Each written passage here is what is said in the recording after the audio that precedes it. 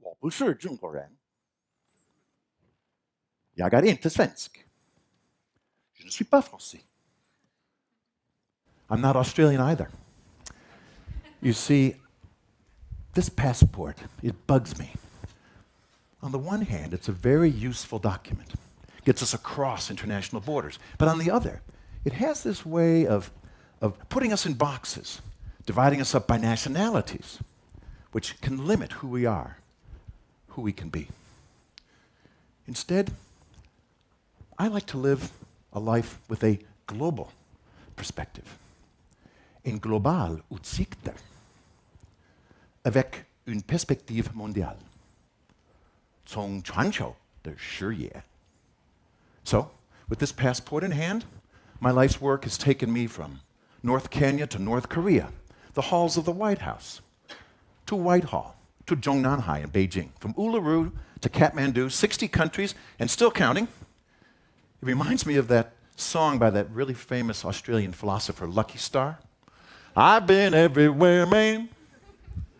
Or the words of an American bluesman, of which I'm particularly fond, named Tommy Castro. He sings, "You can take me off the road, but you can't take the road off of me." Yeah. So, with that in mind, we have to have a global perspective. We have to think carefully about that.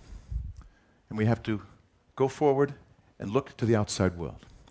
Outward, not inward. Openness, not insularity. And as we're going to see, to do so brings enormous benefit.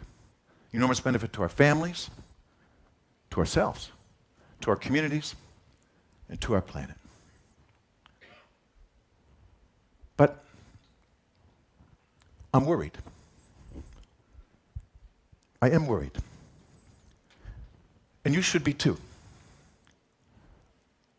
Everywhere we see, the world is turning inward. Societies see outsiders and the outside as desperate, dangerous, dark. The evidence is everywhere. Brexit. America first. Build that wall. Turn back the boats. In London, last month, I could palpably feel the anxieties surrounding the Brexit debate.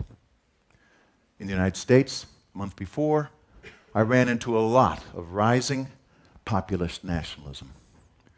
And as a frequent visitor to China, where its leader, Xi Jinping, is the supposed champion of globalization and openness to the outside world, I see something very different. I see a steady effort to try and close out much of the outside world, limiting foreign competition, building up the great internet firewall of China, cracking down on foreign NGOs and media, and of course, stifling contrary voices, both inside China and outside its borders. The problem is, these quixotic schemes are not going to make societies stronger. To the contrary, over time, they are going to render them less resilient, less prosperous, and less peaceful. I say all this because while I understand why we see these trends, they're based on false premises. There is very powerful information that tells us these trends are taking us in completely the wrong direction. We know that over the past 70 years, the world has become more interconnected, more interdependent, more globalized. And over those years, with that deepening interconnection, the world has also become wealthier, healthier, and more secure. Take a look at this. Here we go. Take a look at this. In the early 1950s, more than half of the world population, 55% of people living on this planet, had lives of grinding, extreme poverty. Look at this chart. In the subsequent years, as we deepened in globalization, that grim statistic plunged dramatically to where it is today, less than 10%. And incredibly, that occurred even as global population tripled from 2.5 billion in the early 1950s to 7.5 billion today. As we become more prosperous, so too we've begun to live longer lives and safer lives. In 1955, average global expectancy for life was about 48 years old. That figure is going to be 73 by 2025. And, not unrelatedly, look at this. Over that same period of deepening interconnectedness and globalization, the likelihood that you would die a violent death in armed conflict was reduced 20-fold. That is an amazing reflection of just how much the world has changed over the course of just one lifetime. There is powerful evidence that economic interdependence, that is to say, the engagement through trade and through investment with international partners, can help give a strong explanation for why countries do not go to war. Some have shown that the prospect of a decline in access to international trade and investment plays a role in prompting countries to go to war, while the promise of an increase in access to international trade and investment diminishes a country's likelihood of going to war. You know, it's not only wrong-headed to pursue insularity, it is delusional to think that it's even possible. I felt this most strongly on a frosty day in late 1989 in Berlin, standing with wildly celebrating crowds at the Brandenburg Gate, celebrating the fall of the Berlin Wall. What a day that was. That wall and others I've traversed, like remote sections of the Great Wall or at busy crossing points at the US-Mexican border, those walls, physical or otherwise, those walls have never been able to block ideas, information, inspiration, and individuals, and they will be toppled by the powerful, evolutionary human destiny toward interconnectedness. Now, everything I've said doesn't suggest that the world, even a deeply interconnected and networked one, isn't still uncertain, even dangerous. It is. But the proven method of businesses and governments to mitigate those risks has been to embrace them through having a global perspective, thinking and acting globally. All the better then to understand and respond to those challenges, not turning inward in fear or false hope of isolation. It works for individuals too.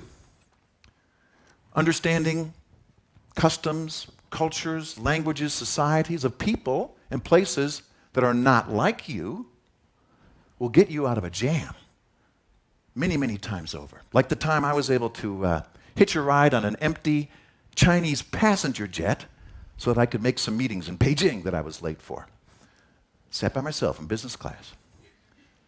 Or the time I was able to convince some well-armed and thuggish gentlemen, shakedown artists, at the Kinshasa airport that they were better off letting me into the country rather than touching my wallet or me.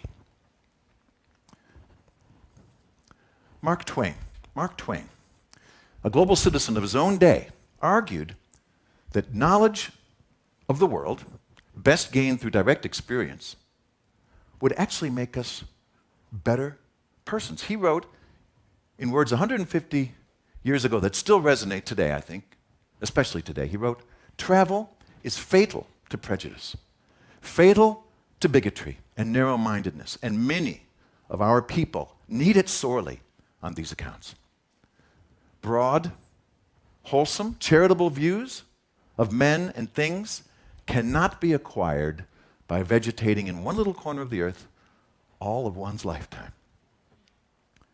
So, wise words. And that brings me back to this passport. To have a global outlook, to think and act globally, doesn't mean you need to be a jet setter or a diplomat or an international financier. You don't even need to have one of these. What you do need, though, is to be open and connected to the outside world. And second, to understand its daily reality in our lives, both for benefit and in a way it challenges us. Third, we need to then seek and identify, nurture those aspects of the outside world that bring benefit to us. And in so doing, strive to better ourselves and better the lives of our fellow co-inhabitants on this planet. So when we see the trends all around us, the question has to be this: which way will you turn? Which way will you turn? Inward or outward?